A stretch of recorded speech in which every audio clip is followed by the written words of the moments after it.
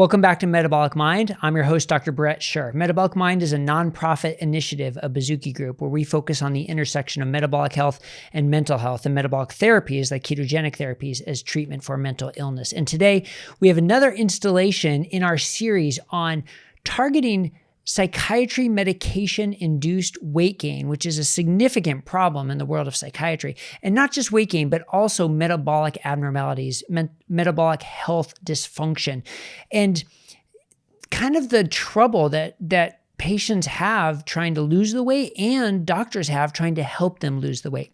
But now with this new class of medications, the GLP1 receptor agonists, medications like Wegovy or Ozempic, it seems like there's a potential new treatment option, but not without its concerns. And we've done other videos about the potential concerns, but we want to get use some experience understanding clinicians, whether they want to use or don't want to use, what they feel the benefits and potential risks are, and what goes through their mind, because they want to help patients. They want to help their clients prevent or lose the weight they gain from the medications and prevent the metabolic abnormalities. So where do these medications fit in? Well, today I'm joined by Dr. Matthew Bernstein, a psychiatrist at Ellenhorn, who has quite a bit of experience, unfortunately, with psychiatry medication-induced weight gain, as do most psychiatrists treating serious mental illness. So let's hear what Dr. Bernstein thinks about these new class of medications and where they fit into the whole treatment paradigm. But first, before the interview, please remember,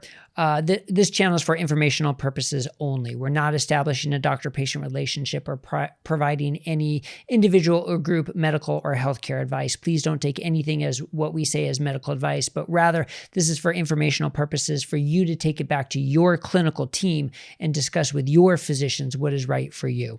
All right. So now with that, let's get on with the interview. Well, Dr. Bernstein, I'm really interested to get your perspective on how big of a problem is weight gain in your patients taking psychiatric medications? Well, just first of all, it's really nice to be back again on Metabolic Mind. I think you guys are doing great work. Thank you. Yes, it's a really big problem. It can be an enormous problem for certain individuals, especially when people need to take antipsychotic medications, or what we call the atypical antipsychotic medications, and or mood stabilizing medications, where the amount of weight gain that certain individuals experience can be really enormous. The average amount of weight gain with one of the tried and true effective antipsychotic medications, olanzapine, or also known as Zyprexa, in the first year, it can be on average 30 pounds. But that's an average. And some people will gain quite a bit more than that in the first year. Some people don't gain any weight at all on olanzapine or Zyprexa or drugs like that. And so it really depends on the individual. The other part about this that's really tricky for everyone involved is that some of the most effective of these medications are also the ones that have the worst metabolic side effects, and weight being a big part of that. And for some reason, that just seems to be the case with a lot of these classes of medications. The more effective ones have the worst side effects. And it's something that as a psychiatrist and all the patients I work with and families, we all feel like we've just had to live with in certain ways, this trade-off between benefits for mental health and the really negative side effects on the body. Yeah, I mean, it's interesting how you phrase it like that, the trade-off, because these medications are being used for a reason. They can help with psychiatric symptoms, no question about it. They can be life-saving in many cases. But you also mentioned metabolic side effects. So not just the weight gain. I think we talk so much about the weight gain because you can see it and people can measure it, but the metabolic abnormalities, the metabolic side effects that come along with it. And we know people with psychiatric diagnoses, especially bipolar disorder, are more likely to have poor metabolic health and worse cardiovascular outcomes. So it really does seem sort of unfair that the medications that can have the biggest benefit also have the worst side effects. So when you see this and knowing this is a problem, what have you tried to use in your practice? What is the common approach for you and your colleagues to try and either preempt or combat this? There hasn't been much that's been effective. Again, that's why I sort of talked about how difficult it is and how frustrating it is. There have been some studies on metformin which is a drug that's used in diabetes, as you know well. And there are a few studies showing there's some mild benefits from metformin in preventing and sometimes even helping with weight gain from psychiatric medications. So I've used quite a bit of metformin over the years. And you need to use higher doses to have it work at all. And then, unfortunately, the benefits are often pretty subtle, if there are benefits at all.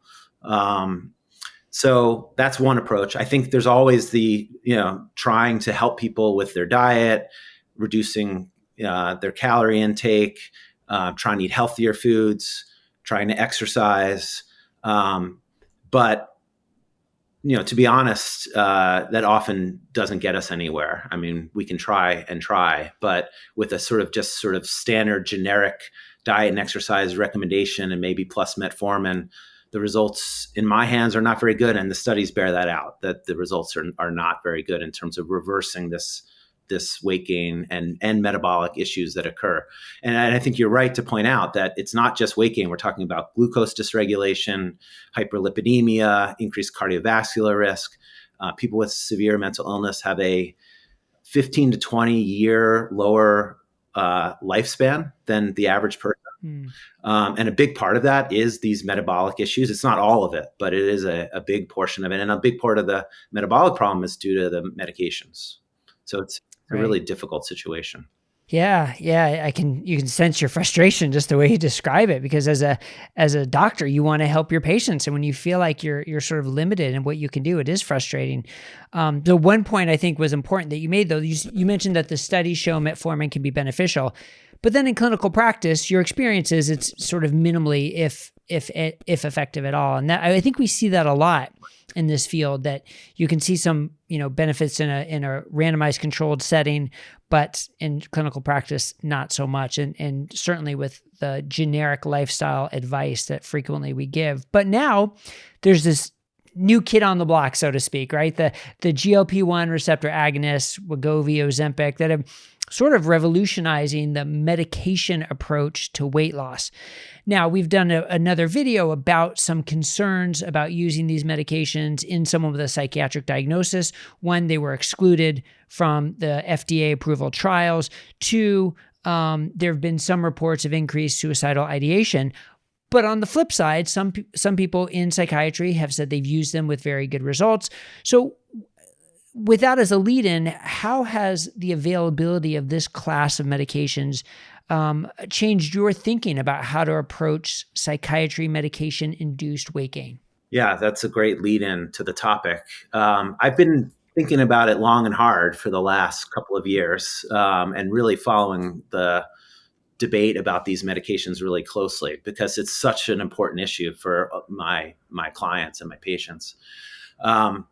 So I've been really mixed about it in many ways. Number one, disclosure is that as a psychiatrist, I haven't prescribed one of these medications yet. It's I've been considering it sort of outside of the scope of practice of a psychiatrist so far. However, I may change my mind about that as I'm getting further and deeper into this. There may be a role, and there may be a role for psychiatrists to be prescribing these medications in certain circumstances. No, I think I agree. There's concerns about the medications, the GLP-1 agonists, and some of the newer ones, which are GLP-1 GIP agonists combined. They're even more effective. Tirzepatide, I think, is the name of that one, and it has even more effective weight loss. I've had a couple of my patients go on these medications by my encouragement. I've asked them to ask their primary care doctor. They've often been referred to a weight loss clinic, and they've been put on these medications because the weight gain has been such an issue. And it's frankly, they're living, in a dangerous position with their weight, but also it's impeding on their quality of life so much. To not have control over their appetite, to keep gaining weight, it's really impinges on quality of life for some people. And so I've encouraged some people to go on them. And my biggest concern with the medications has been, and it still is, when someone goes on one of those weight loss medications but does not change their diet, does not change into an exercise regime. My worry is that they're losing as much lean body mass as they are losing fat mass at Right. And that's really observable with certain people. But also, I mean, that's borne out in studies. Whenever they've reported body composition, it seems to be about a 1-to-1 ratio of losing lean body mass to losing fat mass. And talking to weight loss experts, they would ideally want to have a 3-to-1 ratio of losing fat to losing lean body mass. So I really worry about the people who are losing lots of weight with these medications, not eating enough protein, having a calorie deficit, and then losing lots of lean body mass over the course of a year or two, then never being able to make that back up in the future, potentially, and setting themselves up for a lot of health issues due to low muscle mass over the course of their lifetime. I worry that we're going to have an epidemic of sarcopenia in 10 or 20 years from all the people taking these medications. Yeah, I think that's a real concern and a very good point. And because another study had shown once people go off the medications, they gain all the weight back, but they're not gaining the muscle back that they lost. They're gaining only fat mass that they lost and more so. So that is also concerning. So very important point. So, and I really appreciate what you said about your concern of people taking the medication and not changing their lifestyle. So let's go back to our prior interview that we had where we talked about the use of ketogenic therapy to treat the symptoms of serious mental illness. But now what about the use of ketogenic therapy, which has traditionally been used for weight loss as well, to target medication-induced weight loss? Is that something you've had some experience or some success with? I have. Yeah. I can think of a few people in particular who have done some of these metabolic therapies with my advice and my help. And their main goal was to lose the weight that they had gained on these medications, even though I knew what my main goal was to help with their mood and their brain health overall, their memory, their cognition, their anxiety. And so we would sort of meet in the middle, and it's sort of a win-win, as opposed to what I was talking about, this trade-off with the medications where, we might get a benefit with mental health, although not maybe a full benefit, but we were getting, really awful metabolic side effects. In this case with ketogenic therapies, I see it as a win-win. The individual is losing weight, and they're also getting all these brain health benefits at the same time. And so whenever I can convince someone and we can sort of meet in the middle that way, that would be my ideal scenario. And I try to have that happen as much as possible. So I think that's the most exciting part about all of this for me, is that I think we have an option now that is a potential win-win for people. And frequently someone will say, oh, I've tried everything and nothing's worked, so I need the medication. Right. But I think we have to redefine what we mean by trying everything, because I don't think true metabolic therapies, ketogenic therapies have really fallen into that tried everything approach. Especially under supervision of clinicians. I think maybe people have tried some version of a ketogenic diet maybe on their own, or maybe just based on maybe something they've learned from a friend or from the internet. And they may not have had success, but it may not have been a very carefully planned intervention. There may not have been monitoring, either blood tests or ketone monitoring with either a finger prick or a breath meter. I think we can even think about using things like continuous glucose monitors to make sure that we're getting in the right direction on some of these parameters and learning the right things. So I think there's a difference between trying something also and trying something with the help of a clinician, a doctor, or a dietitian, or someone who's trained in really getting someone through all the pitfalls that can occur. So I agree with you. I mean, trying everything, I think, even means trying it with clinical support. Yeah, I think that's a good point too, that the sort of the team approach and clinical support.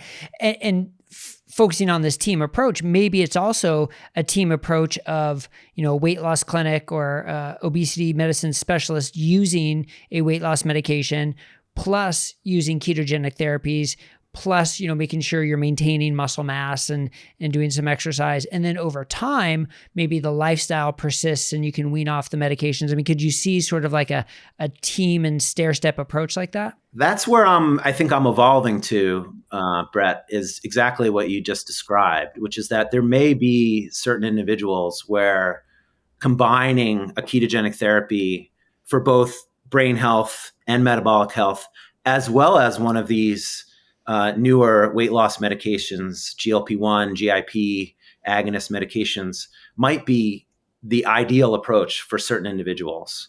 And I'm thinking of someone who, really is having trouble with even following the prescription for the ketogenic diet, that their appetite is too high or their cravings are too high, and they need some help on that front. These medications might really play an important role for that person. But I'd also think that it's key when someone is, using one of these medications, that they have to be, doing something else in terms of their diet and exercise to really minimize those potential, issues and problems. They need to have a whole team approach. And so I think in certain circumstances, that combination might be really ideal for a period of time. And I can envision someone who's done all that work on lifestyle while they're on the medication actually being able to eventually come off of the GLP-1 agonist safely and not gain the weight back. That would be the ideal approach, because right. I don't think it's a great scenario for someone to have to be on one of these weight loss medications for the rest of their life. If there's a way that they don't need to be on it for the rest of their life. Some people, it may be that they do stay on it for the long term, but I think ideally we would rather not have someone stay on a medication like that for the long term. Yeah, and without significant lifestyle changes, that clearly won't be the case. So they have to happen together. So yeah, I really appreciate your perspective and for joining us today to give us your experience and your thoughts. So thank you very much. And if there are any other last words before we go? Well, I just wanted to mention again that the group I work with, Ellenhorn, is putting on a conference about metabolic psychiatry for the audience to hear about again. It's going to be November 3rd and 4th in Boston, but it's also going to be broadcast online. And so for the listeners who are interested, I encourage people to take a look at the conference. Registration is now open. And we'd love to see people who listen to Metabolic Mind come out and join the conference. Yeah, and I'm really excited about that conference. I'm excited to be there and participate as well. So thank you for mentioning that. I look forward to it.